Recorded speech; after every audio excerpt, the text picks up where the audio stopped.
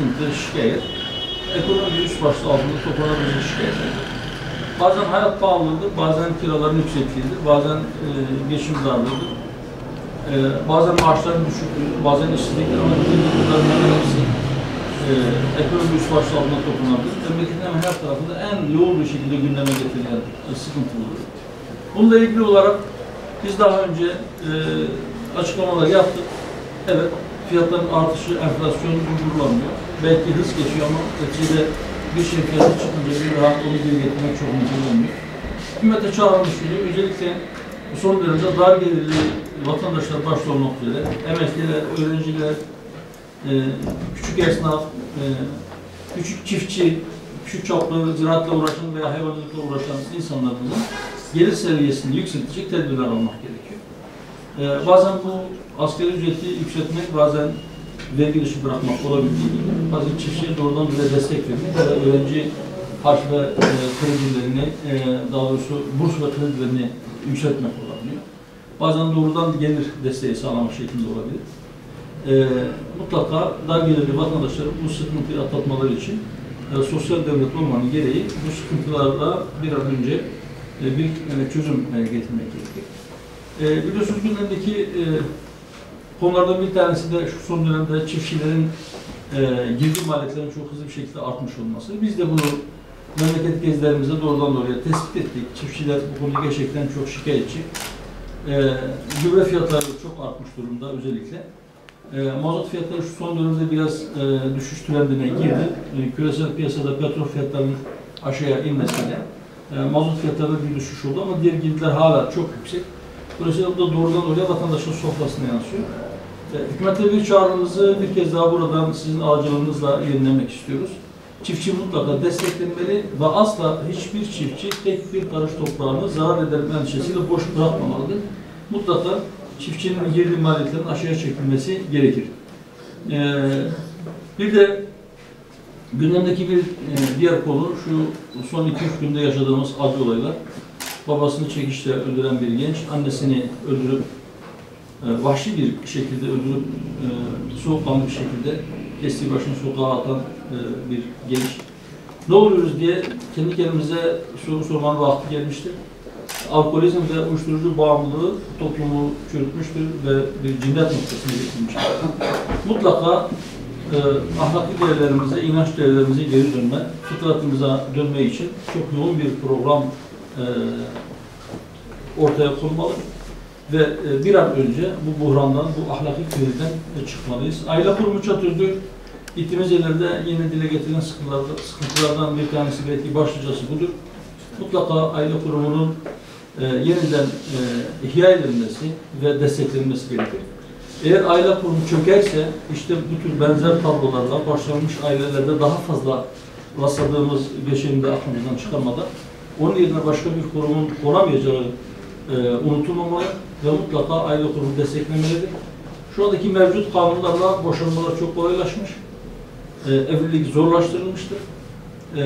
Zinanın serbest olması, suç olmaktan çıkmış olması aile kurumuna ciddi bir şekilde zarar vermiştir. 6284 sayılı yasa her ne kadar İstanbul Sözleşmesi'nden imza çekilmiş olsa da başlı başına yine aile kurumuna zarar vermeye devam ediyor.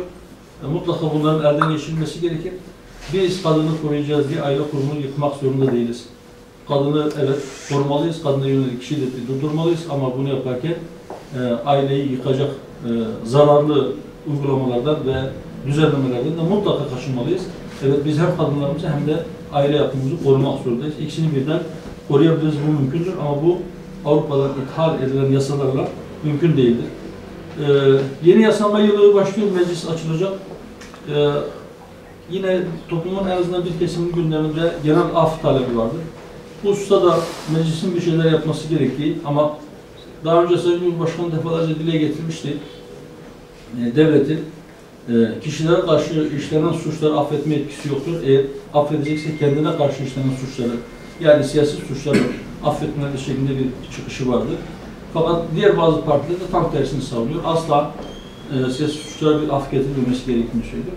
Bize göre eğer yeni bir sayfa açılacaksa toplumsal barışa katkı anlamında genel bir af ya da bir infaz düzenlemesine bir ihtiyaç vardır. Cezaevleri ağzına kadar doludur. Kapasitenin çok üzerine çıkmıştır.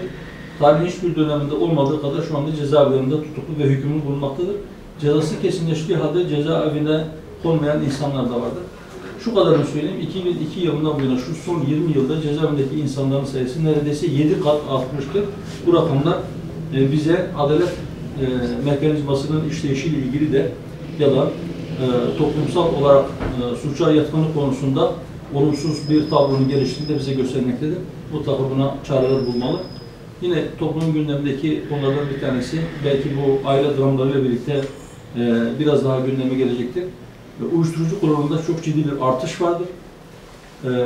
Her gün belki uyuşturucu temin eden ve gençleri zehirleyen torbacılara yönelik operasyonlar olmaktadır ama bunlar yetmiyor. Sadece torbacıların toplanması, onların cezaevine atılması çok bir anlam ifade etmiyor. Mutlaka o da gereklidir. Bu mücadele devam etmelidir ama özellikle uyuşturucuyu yurt dışından getirip ülkemize sokan ya da burada imal edenlere yönelik çok ciddi tedbirler geliştirilmeli. Cezalar caydırıcı olmalı. Hatta eğer idam cezası gelecekse belki en önce bunlara gelmelidir. Çünkü gençleri uyuşturucuyla zehirlemek para için, maddi menfaat için toplu bir katliam yapmakla eşdeğerdir.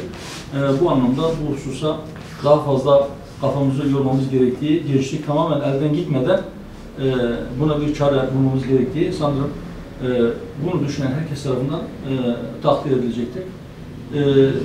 Kabaca bizim gündemimizde bunlar var. Eğer bu konular ya da başka bir konularla ilgili sizin gündeminizde varsa başka başlıklar, sorularınız varsa onlara da cevap vermeye çalışalım inşallah. Teşekkürler. Açıklamanıza da değindiniz ama geçtiğimiz günlerde işte İstanbul'da bir yürüyüş düzenlendi. Malumunuz siz geçtiğimiz günlerde bir televizyon programında işte 4 harfleri olarak düzenlediniz.